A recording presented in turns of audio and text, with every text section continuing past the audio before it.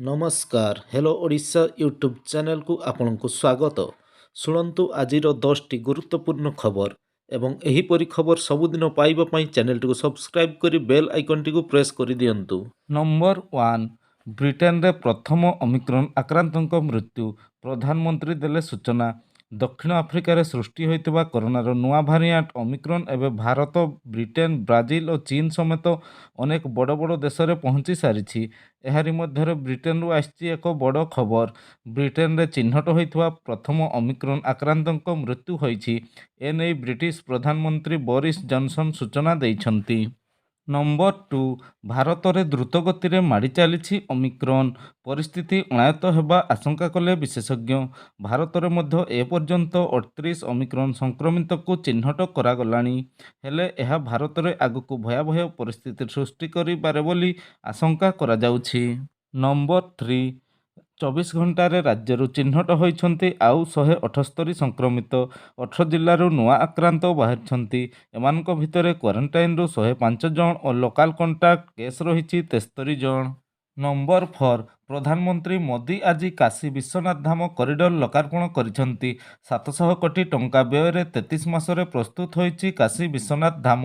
ରେବତୀ ନକ୍ଷତ୍ର ଲଗ୍ନରେ ମୋଦି ବିଶ୍ୱନାଥ ଧାମ କରିଡର ଲୋକାର୍ପଣ କରିଛନ୍ତି। ଏହାପରେ ଧାମ ସାଧାରଣ ଜନତାଙ୍କ ପାଇଁ ଖୋଲି ଦିଆଯିବ। କରିଡର ଲୋକାର୍ପଣ ପରେ ମୋଦି ଭୋଜନ କରିଛନ୍ତି।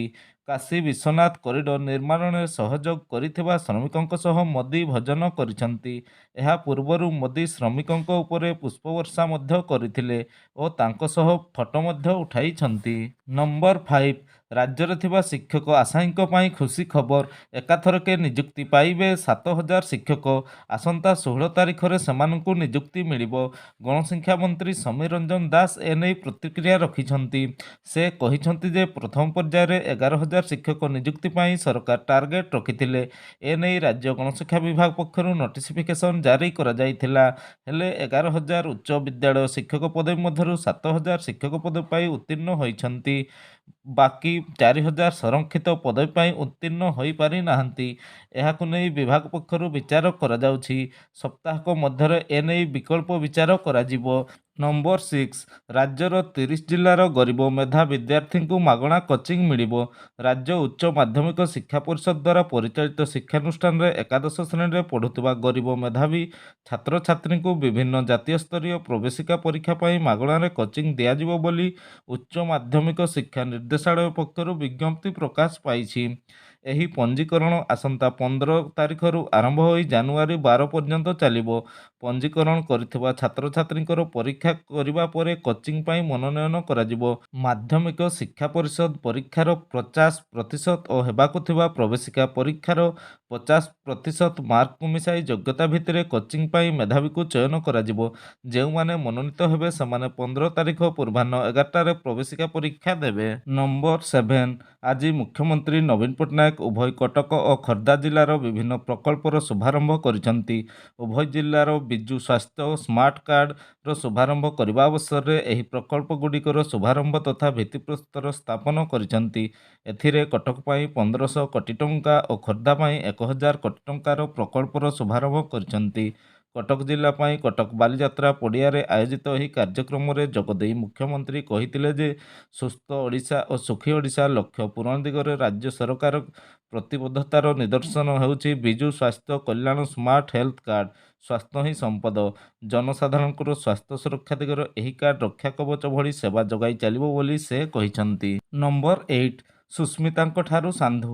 27 ବର୍ଷରେ 3 ଭାରତୀୟ ସୁନ୍ଦରୀ ମିସ୍ ୟୁନିଭର୍ସ। ବ୍ୟକ୍ତିତ୍ୱ, ଆତ୍ମବିଶ୍ୱାସ ଓ ନାରୀ ସ୍ୱାଧୀନତାର ସୂତ୍ର ହିଁ ସଫଳତା। ରବିବାର ଦିନ ହନରାଜ ସାନ୍ଧୁ ମିସ୍ ୟୁନିଭର୍ସ ଟାଇଟଲ ହାସଲ କରିଛନ୍ତି, ଯାହାକୁ ତୃତୀୟ ଥର ଭାରତ ଜିତିଛି।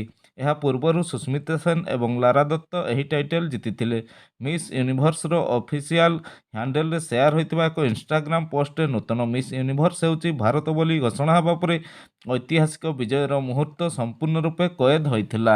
ନମ୍ବର 9 ବଲିଉଡ ଅଭିନେତ୍ରୀ କରୀନା କପୁର ଓ ଅମୃତା ଆରୋରା କରୋନା ସଂକ୍ରମିତ ହୋଇଛନ୍ତି। ଦେଶରେ ଏବେ ନୂଆ କରୋନାର ନୂଆ ଲହର ଆରମ୍ଭ ହୋଇଛି। ଲୋକଙ୍କ ସମେତ ବହୁ ବଡ଼ ବଡ଼ ତାରକା ମଧ୍ୟ ଏବେ କରୋନାରେ ସଂକ୍ରମଣର ଶିକାର ହେଉଛନ୍ତି।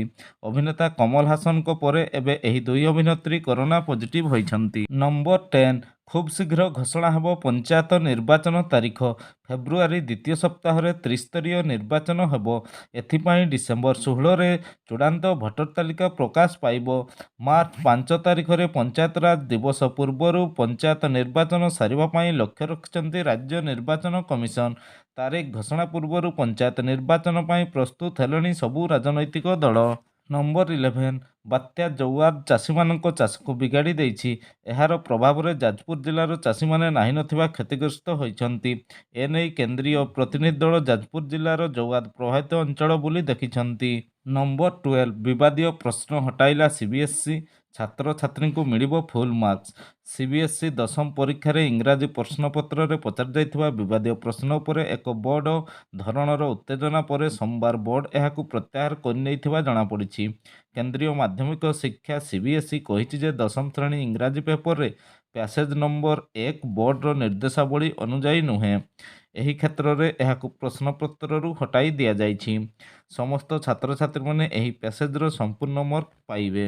ନମ୍ବର 13 ଶିକ୍ଷାନୁଷ୍ଠାନରେ ବଢ଼ୁଛି କରୋନା ସଂକ୍ରମଣ।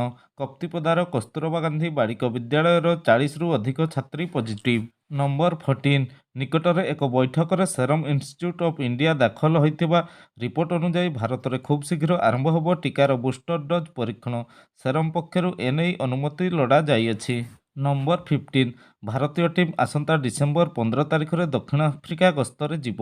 ଆସନ୍ତା ଡିସେମ୍ବର 26 ତାରିଖରେ ଭାରତ ଏବଂ ଦକ୍ଷିଣ ଆଫ୍ରିକା ମଧ୍ୟରେ ଆରମ୍ଭ ହେବାକୁ ଯାଉଛି ଟେଷ୍ଟ ସିରିଜ୍। ଏହା ପୂର୍ବରୁ ସେଠାରେ 7 ଦିନିଆ କ୍ୱାରେଣ୍ଟାଇନରେ ରହିବେ ଭାରତୀୟ ଖେଳାଳି। କିନ୍ତୁ ଦକ୍ଷିଣ ଆଫ୍ରିକା ଗସ୍ତ ଯିବା ପୂର୍ବରୁ ଟିମ୍ ଇଣ୍ଡିଆର ଖେଳାଳିମାନେ 3 ଦିନିଆ କ୍ୱାରେଣ୍ଟାଇନରେ ରହିଛନ୍ତି। ଏହି ନ୍ୟୁଜ୍ ଗୁଡ଼ିକ ସମ୍ପୂର୍ଣ୍ଣ ଦେଖିଥିବାରୁ ଆପଣଙ୍କୁ ଧନ୍ୟବାଦ। ଯଦି ଭିଡ଼ିଓ ଗୁଡ଼ିକ ଭଲ ଲାଗିଥାଏ ତେବେ ଦୟାକରି ଚ୍ୟାନେଲଟିକୁ ସବସ୍କ୍ରାଇବ୍ କରିଦିଅନ୍ତୁ ଏବଂ ଲାଇକ୍, ସେୟାର, କମେଣ୍ଟ କରିବାକୁ ଭୁଲନ୍ତୁ ନାହିଁ। ଘରେ ରୁହନ୍ତୁ, ସୁସ୍ଥ ରୁହନ୍ତୁ। ଧନ୍ୟବାଦ।